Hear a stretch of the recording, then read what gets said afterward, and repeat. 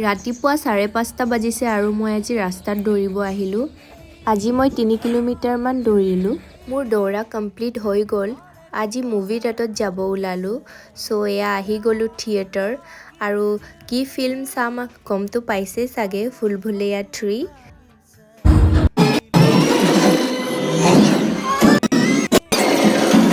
এয়া ইণ্টাৰভেলৰ টাইমত আমি পপকৰ্ন ল'ব আহিলোঁ আৰু পপকৰ্ন খাই খাই মুভি এনজয় কৰিলোঁ। छोटा पंडित कौन छोटा पंडित अरे इसकी तो याद